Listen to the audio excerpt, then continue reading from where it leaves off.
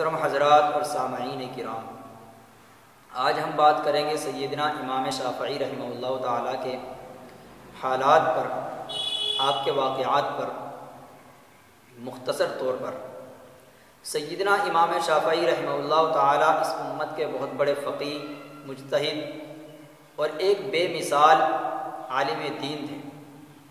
سیدنا امام شافعی رحمہ اللہ تعالیٰ 150 ہجری میں دنیا کے اندر تشریف لائے اور آپ قریشی قبیلے سے تعلق رکھتے تھے۔ سیدنا امام شافعی رحمہ اللہ تعالی بہت زیادہ تیز حافظے والے، قوی الذہن آدمی تھے، اور آپ کے ذہن اور دماغ کا یہ عالم تھا کہ 7 سال کی عمر میں آپ نے کلام الہی مکمل حفظ کر لیا تھا۔ پھر اس کے بعد آپ وہاں سے مکہ سے چل کر سیدنا امام مالک رحمہ اللہ تعالیٰ کے پاس احادیث سیکھنے کے لیے نکلے۔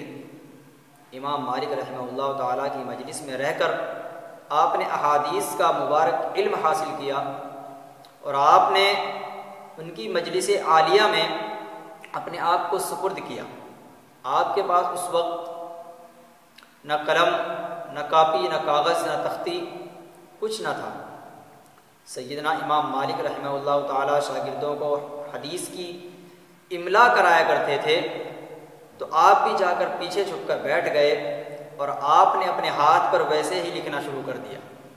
جب تمام طلبہ کی چھٹی ہو گئی، املا کرا دی امام مالک رحمہ اللہ تعالیٰ نے، تو امام مالک رحمہ اللہ نے دیکھا کہ ایک بچہ الگ بیٹھا ہوا ہے، اس کو بلایا، پوچھا کون ہو؟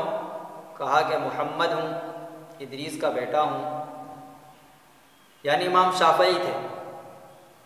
آپ کو شافعی کہتے ہیں آپ کے جد اعلیٰ کی جانب نسبت کرتے ہوئے، کیونکہ وہ شافع تھے، اس لیے ان کی جانب نسبت کرتے ہوئے آپ کو امام شافعی کہا جاتا ہے۔ آپ کے نام کو بھی بہت کم لوگ جانتے ہیں، آپ کا نام محمد ہے۔ خیر، امام مالک نے پوچھا تم املا نہیں کر رہے تھے؟ کہنے لگے امام شافعی کہ جی سب نے تو اپنے کاغذ، اپنی کاپی پر املا کی، لیکن میرے پاس کچھ نہیں تھا، اس لیے میں نے اپنے ہاتھ پر ویسے ہی لکھنا شروع کر دیا، اور جو آپ بول رہے تھے میں اس کو اپنے دل پر املا کر رہا تھا۔ امام مالک رحمہ اللہ نے پوچھا کیا تم تمام احادیث سنا سکتے ہو؟ امام شافعی نے فرمایا جی۔ امام شافعی رحمہ اللہ تعالیٰ نے پوری اول تا آخر تمام احادیث جو طلباء کو امام مالک نے املا کرائی تھی تمام کی تمام سنا دی۔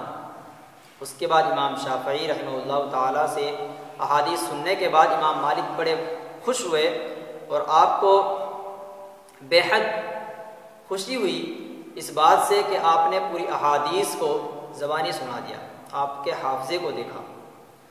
اس کے بعد سیدنا امام مالک رحمہ اللہ تعالیٰ کی جو کتاب موطا امام مالک ہے، امام شافعی رحمہ اللہ تعالیٰ نے اس کتاب کو 14 سال کی عمر تک مکمل حفظ یاد کر لیا۔ پھر سیدنا امام شافعی رحمہ اللہ تعالیٰ 15 سال کی عمر میں مکمل عالم دین اور فاضل اور باکمال تیار ہو چکے۔ بڑے بڑے جید علماء کرام نے سیدنا امام شافعی رحمہ اللہ تعالیٰ کو 15 سال کی عمر کے بعد فتوے دینے کی بھی اجازت مرحمت فرما دی۔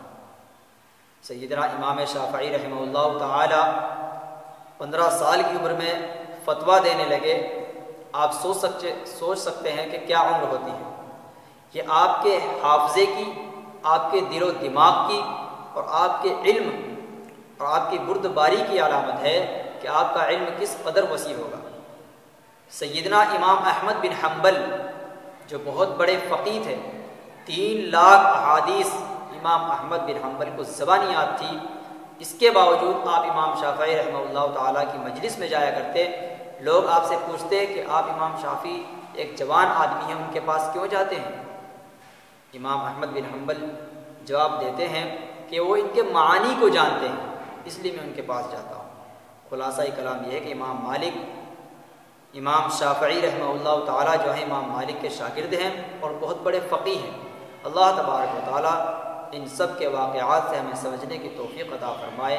وآخر دعوانا